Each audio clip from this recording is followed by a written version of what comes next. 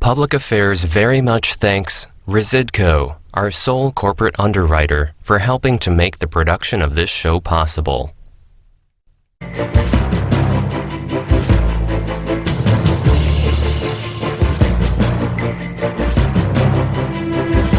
The Georgia legislature say this is why what we were trying to accomplish with some of these provisions you're citing? Well, I think that there is an overall belief in a lot of state governments, frankly, of trying to push people back to the polls. They don't want mail-in voting being the absolute be-all and end-all for the fact that mail-in voting is more vulnerable to voter fraud. Now, no one's actually come out to me that I've ever seen in showing that there's massive voter fraud in vote by mail. I've never seen any statistics showing that. However, the fear is certainly there because of the fact that it's expanding and we're entering brave new world.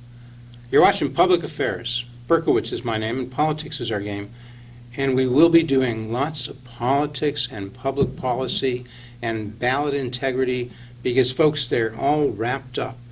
And we have the perfect guest, Steve Boulton, who is an attorney, so he knows this is a lot of law. He's been at various times Chicago GOP, Cook County GOP, council. He's now Chicago GOP chairman. He's been involved in the skirmishes that people get involved in the law in terms of electoral issues and candidates. And Steve Boulton, why is ballot integrity on sort of everybody's minds these days? What's happened in the last few years that has brought it to the fore? Well, let's go back to the early days where there was only one vote per person. You showed up at a polling place, you cast your vote on election day, and they counted the votes at the end of the day, and that was the election. That's the way it started out. However, it began to change. Then we suddenly had early voting. Now we've gone to absentee voting, turning into vote by mail, with massive amounts of early voting and massive amounts of voting by mail. So that is one backdrop that the voting has changed dramatically in some cases. Most of the voting was on the day of the election. Why was that so much less likely to have fraud? Think of the polling place. The polling place is the crucible of the democracy. It's the crucial place. So a person walks into a polling place. First of all, it's a human being. They walk in to identify themselves. They are seen to be ballot voting. They are tested there at the polling place. But more importantly, each side is able to monitor what is going on in the polling place. In Illinois, for example, we have what are called poll watchers. The Republican Party or the Democratic Party can have a person in there with credentials issued by the relevant election board to sit and watch the polling place to monitor what the election judges are doing, monitor whether people are legitimately voting or not, and to raise issues if they see them, either with the election judges or even calling the Board of Elections. That protection is in there. When we go to voting by mail, that protection begins to break down. There's no one watching. Now, they sign that they've done it in secret. I understand that, but there's no one checking. There's no one watching. We don't know. And so that voting by mail raises a lot of issues as to number one, there has to be a ballot application. Yes. Some states have before gone to the procedure of just mailing out a lot, especially during COVID, without a request. Now some states have said, no, a request must be made. So there's sort of a mixed bag. But so there's the aspect of getting the ballot, the person who's going to send in a mail-in ballot. Once that person has the ballot, then there's the aspect of sending it in and authenticating this is a legitimate ballot from a legitimate person who, in the sense that they're registered to vote, they've complied. It is a legal vote, right? Right. Just backing up. So all of that stuff now has to happen that didn't before without, and the question is anybody watching it? As those ballots come in the mail, and they start being counted, in various states they may not start till the day of the election. We've all seen things in the last election where people were watching, say in Pennsylvania, watching on a large screen, seeing somewhat while people who were actually in the polling place, if you want to call it that, or the counting place, were able to say, here's a ballot, it's being opened, is it legit, is somebody watching? And it was kind of chaos. Well, there still is. The observers were so far away, they couldn't really check the signature of the ballot. Well, that's still true. In a ballot, in a polling place, the poll watcher can be very close to the election judges and seeing the signatures and seeing the comparison going on. However, when you start talking about mail-in ballots, for example, there were only 2 sites at which they did those in Cook County. One was in Chicago, another was in Cicero. We had, as the Republican Party, we had poll watchers there. But the effectiveness of poll watchers is radically diminished because there are thousands of votes passing through, and the poll watchers, in some cases, are further removed than they were. They were up pretty close in Cicero. In Chicago, they were fairly far away from the action.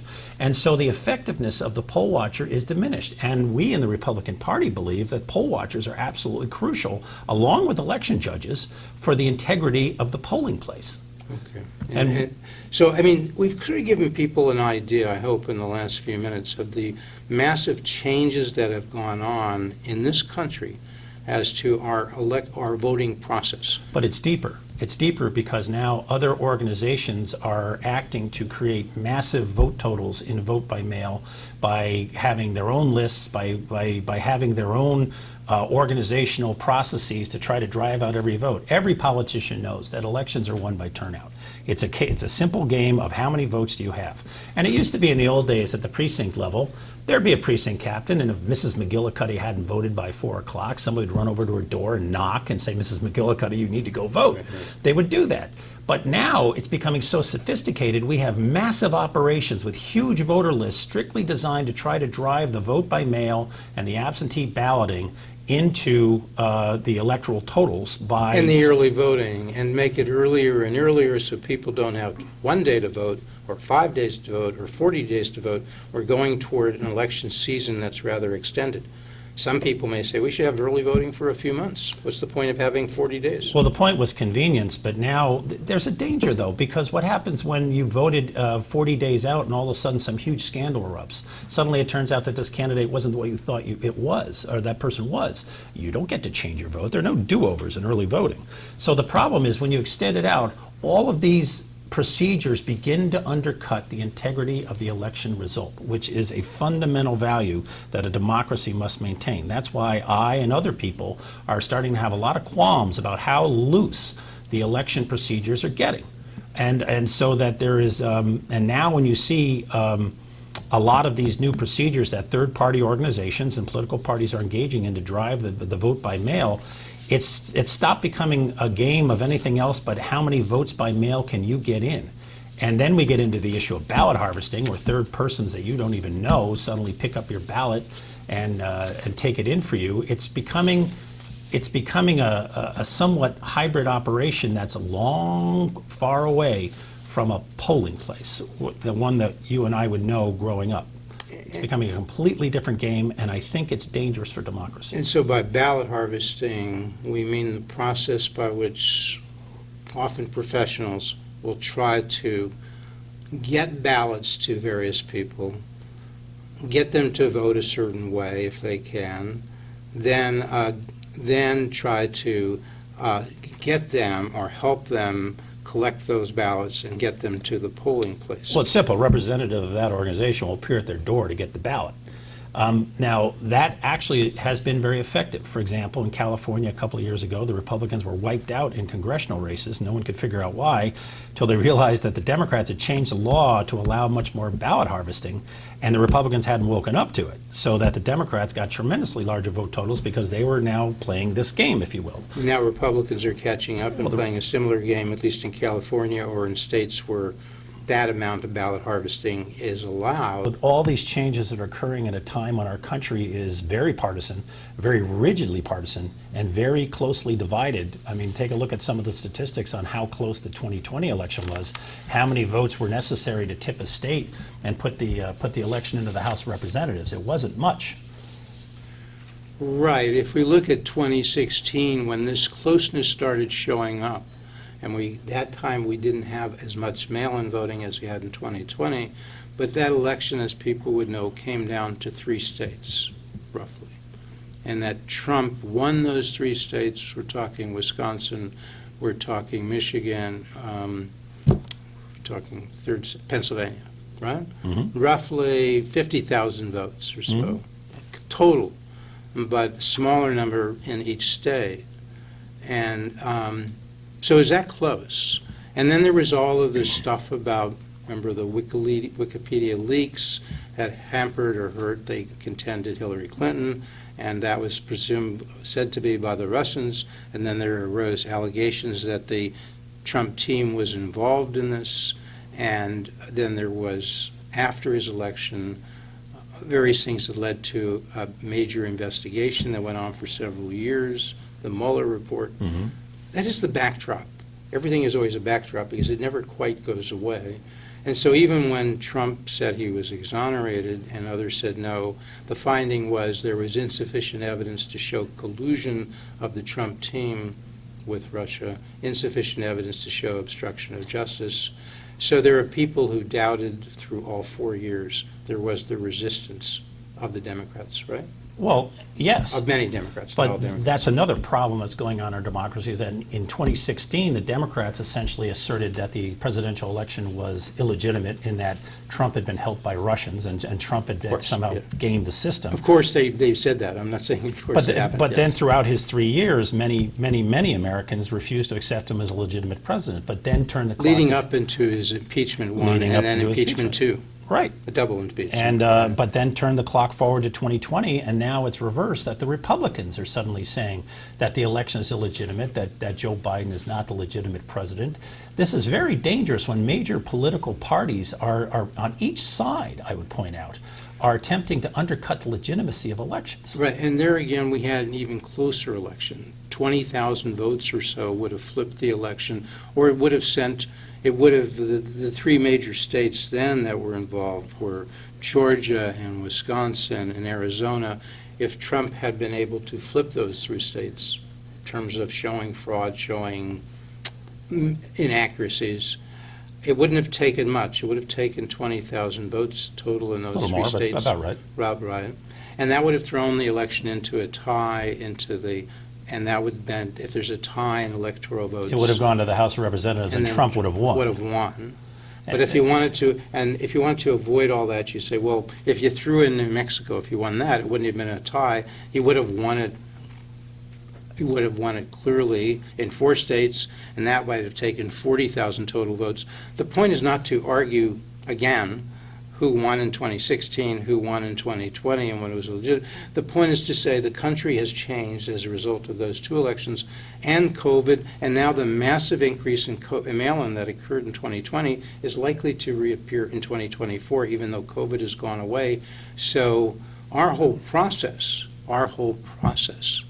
of trying to have ballot integrity has changed, and it has changed the nature of politics. Well, it's also Hasn't brought it? on what you see now, which are furious battles over ballot integrity and mail-in voting, and the recent lawsuit by the Department of Justice Right. against the state of Georgia. That is being brought on by the fact that these elections are so close. There is no national consensus, and it's being battled out in each election, and each side is looking for an advantage, one way or the other, in turnout, getting the most votes. Right, and when the Department of Justice, we're taping this on June 29th, and so that's a Tuesday, just a few days before on Friday.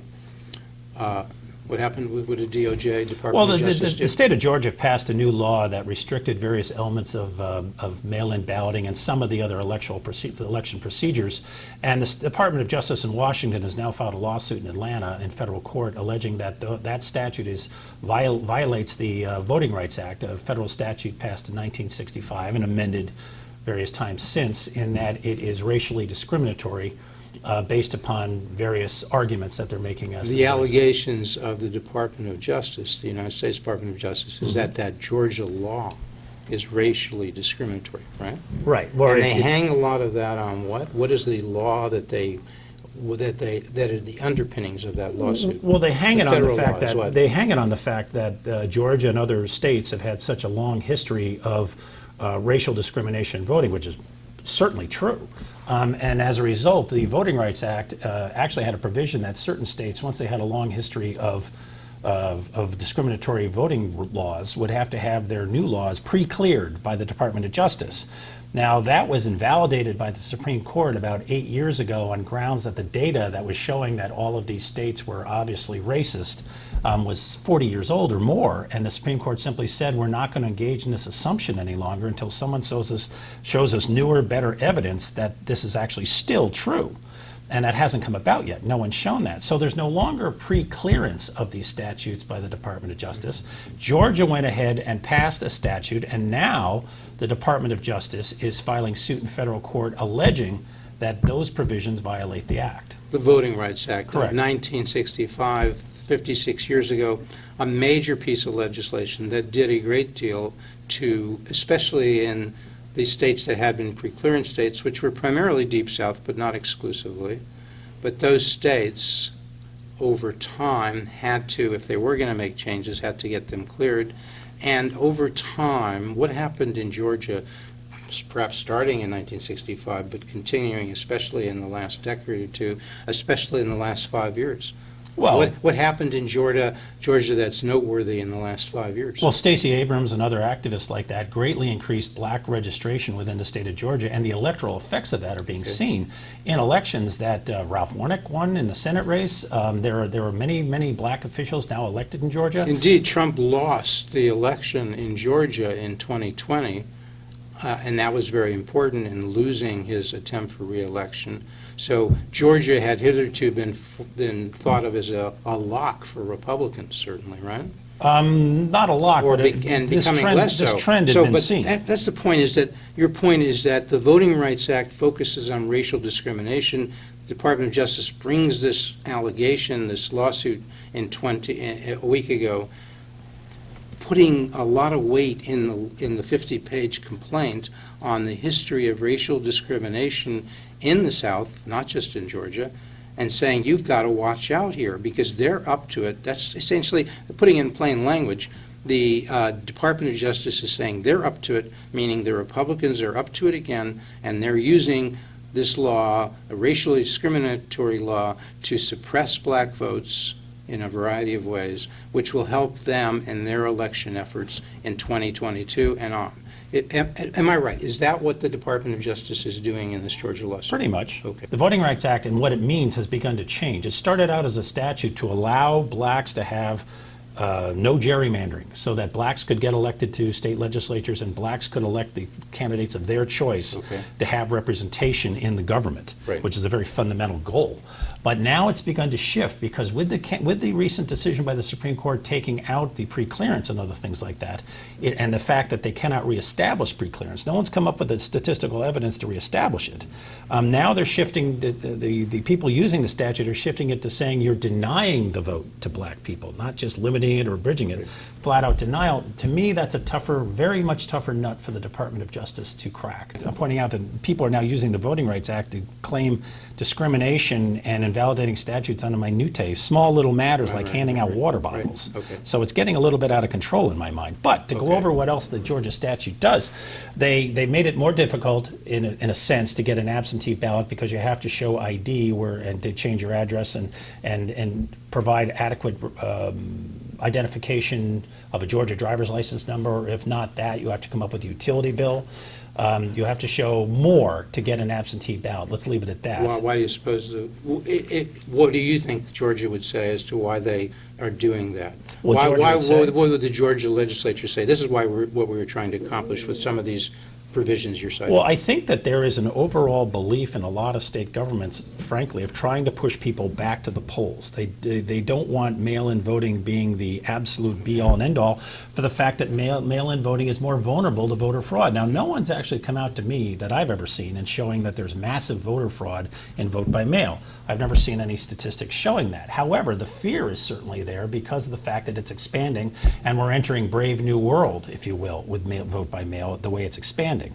And the vulnerability is still there. Signatures may be harder to check, to authenticate. This is and if you had a driver's license ID on the outside or last four digits of your Social Security number, something objective, it might be easier. So administration of the elections is easier because you can check and also more accurate. Would that be their argument? See, there are always balancing of interests in these. There's the interest of the black people in having their votes counted without discrimination. That's true. There's also the interest of the state in efficient elections. What else? What else is going on in the Georgia statute? Well, let's see. They also, there's an interesting aspect that they prevent out-of-precinct ballots, which is also the issue in the Berkowitz case that's in front of the Supreme Court right now. They're preventing out-of-precinct ballots being cast before 5 p.m. Now, meaning if you couldn't get to your precinct and you wanted to go to another precinct to make sure your vote was cast because you weren't going to get to the polling place by 7 o'clock, you pull into another precinct and you vote there.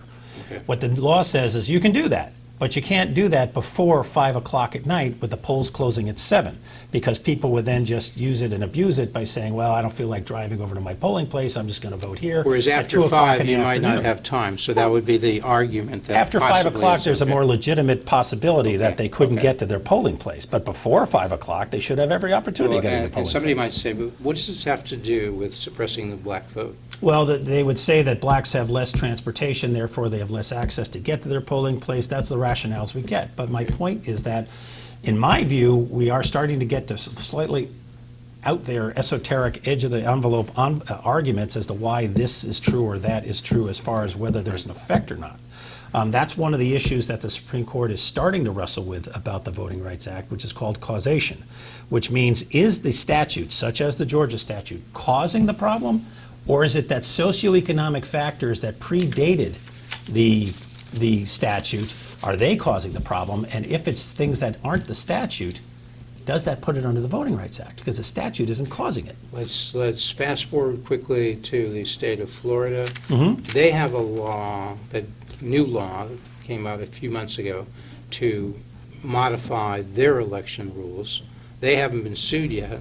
Give us a sense of that law, how different or similar it is to the Georgia law. It is similar in some ways, divergent in others. They also make it more difficult as far as getting an absentee ballot. And for example, you can A only mail-in ballot. a mail-in ballot, I'm sorry, but in Illinois they're almost- the same. Yeah, They're in almost indistinguishable everywhere in it's the Illinois. same, okay. But for example, you can only get a ballot for that one election. You have to reapply every time. In Illinois, Governor Pritzker just recently signed a statute that allows you to get onto a permanent vote by mail What's list. the rationale in Florida possibly as to why people should have to keep reapplying? Well, the rationale is that they do not want mail voting to become the 80% of the electorate in these elections. They want people to go into Any other rationale? Any other thing related to fraud and keeping the voter rolls pure and clean and so forth? Well, there's also that when you constantly apply, if you're on a permanent voting list and you die, you're still going to You get stay on the ballots. list. Until somebody in the election Right. authority knows that you're dead, you're going to keep getting ballots. So that's a rationale they would argue. Whether it's legit, we'll have to see what the courts Well, that's say. right, we have courts. We have the courts. And I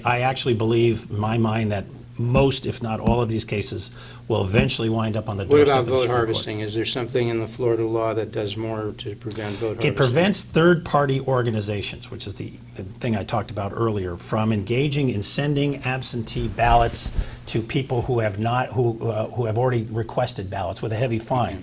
What they're trying to prevent is this mass mailing aspect. Does it of limit the number of somebody doing vote harvesting? Can they Sure, do? it limits the number that you can only give it in for 2 people besides members of your immediate family. Those are the only, Okay. that's as far as you can go as an So individual. they're trying to cut down on this ballot. Their view, the Florida view, legislature is vote harvesting is not so good. We'll allow some, but we're not going to, we're going to say more than 2, no, Immediate family plus 2 people. plus 2 people, but not 40, not No, 50. because there'd be people who would be, employees of these third-party organizations who would come in with a few thousand What's ballots. this thing about the ballot boxes that are around in Georgia, in Florida? There's a lot of regulation as to how many there will be, what hours there'll be, whether there's camera surveillance. Is there any rationale to have that kind of focus? Well, the rationale is the security of the boxes. That's a somewhat more questionable aspect for the state of Georgia in that it's alleged that by limiting the number of boxes, because again of the transportation problems of black citizens, they can't get to the boxes, they can't cast their ballots. That's certainly the rationale. I think that the rationale of the state of Georgia is the security of these ballot boxes. I think that Georgia may have a tougher fight on their hands on that one than most, certainly than they will on the water bottles. But for example, in Illinois, it's left up to the individual electoral authority, be it the Chicago Board of Elections or your town's electors, where they're going to put the boxes, what they're going to look like. That's left locally in Illinois. Here in Georgia, they're trying to set state standards, and whether that's going to be suspect in the eyes of the courts or not is something we're going to have to find out. What's going to happen in the next 18 months? You're a lawyer, you follow politics, you're the Chicago GOP chairman. What's going to happen nationally in the next 18 months? We have the Department of Justice challenging the law in Georgia. Are they likely, in your view, to challenge the law in Florida? Yes. Will there be, Texas is thinking of, has almost and may pass a new law. If Texas passes that law, will that be challenged by the DOJ? I believe it will, Your but view? that's up to the DOJ. And most likely, the various states who may, if they're Republican-controlled, they will pass similar laws, most likely to Georgia and Florida. They will be challenged, would it be likely, by the Department of Justice. We're setting up a war. Yes, Are we are. setting up a war? We're setting up a war where the Biden war? administration is taking the side of high turnout, if you will, because they, as Democrats, believe that it helps the Democratic candidate to have high turnout. The Republicans believe that low turnout helps their candidates. Any Republican will tell you that. So whether this is racial or not, let's remember that the Voting Rights Act has to be racial. Is it odd or is it unusual that the Department of Justice is focusing so much on race in the Georgia suit? What do politicians call who are critical of that? What do they say? What are the Democrats doing when they focus on race? Well, they're playing the race card. Playing the race card. Are they playing the race card? I don't believe they're playing the race card as much as they believe that black voters will vote Democratic, so they want as high as they can possibly get of a turnout of black voters. Is that legal for the Department of Justice? Is the Department of that's legal for the Democratic Party to want to do it? But is the DOJ now being controlled by Joe Biden and by other Democrats in a way that is untoward? I'll leave that to people who know Washington better to answer. I will say that it's a little suspect that the Department of Justice is jumping in on these statutes, particularly when, let's remember that in the Constitution itself, there's a thing called the Elections Clause that leaves state elections to the states, not the federal government. The Supreme Court once called states the laboratories of democracy, and yet now the federal government wants to take away those laboratories and do it their way. Some in the federal government. Somebody wants to pass Senate Bill 1, House Bill 1. They want to federalize these elections. There are some people who are critical of Democrats who say they simply think states are lines on a map. Republicans say no, they are 50 laboratories that help us get a more perfect union. Well, Who's right, Steve? They're both right to an extent. There is a constitutional provision that says that states have the right to run their own elections. There is a constitutional provision that says the federal government has a right to say when it is a federal election, which is where the Who federal decides statutes. those things? Oh, eventually it's going to end up in the Supreme Court. Because of the concept of, what do we say in 2 words in the law? So it's this great concept that goes back to Marbury v. Madison in 1802 Supreme Court. Separation of powers. I would say judicial review, same thing. Oh, well, it's the same thing. Same thing. That the Constitution was famously What's the said. separation of powers? Tell us. Well, that the legislature, the executive, and the judiciary are all separate. They are checks and balances upon each other, and therefore, as one famous person said, the Constitution of the United States is what the Supreme Court says it is, and therefore. But it's also what the U.S. Constitution says the strict constructionists, say the textualists, say the fans of Anton Scalia. It's not what the Supreme Court says it is. Well, they have the job of interpreting it. They have the job of interpreting. They can't go against the direct language of it, that's for sure. Right. So I think that, yes, unfortunately, I think that we are going to see more battles about ballot security, and I think it's going to become a major issue in the courts over the next 2 years. 2022 elections, they'll be dealing with that, right? And even into the 2024 elections, because I don't think it's going to stop. Because this is such a crucial issue now, given vote by mail, given what's going on with vote by mail, given these huge factories designed to just generate vote by mail ballots to get cast, because each side is going to play the turnout game. And my final point about it is we are so far away from individuals walking into ballot boxes, to polling places and casting their ballots in the ballot boxes, it's not even funny. And on that note, we'll see, because in 2020, there were 38% people voting on the day of the election. There were 33% early voting, and there were 29% mail-in. We suspect, even though COVID is probably over, or at least vaccines have made it much different, mail-in will go up from 29% to higher. Early voting will probably go higher. And day of election will possibly go down to 30%. Do I have that right? You're probably right, and that is a statement of deep concern to a lot of people who love democracy. And we'll all find out soon what the Supreme Court has to say in the famous Brenovich decision and in other decisions, and maybe more. And so stay tuned. Come back and keep focused on public affairs, because we'll try to keep you apprised of what's going on with ballot integrity, with preventing fraud in our elections, and most importantly, having the American electorate have faith in the accuracy and honesty of their elections.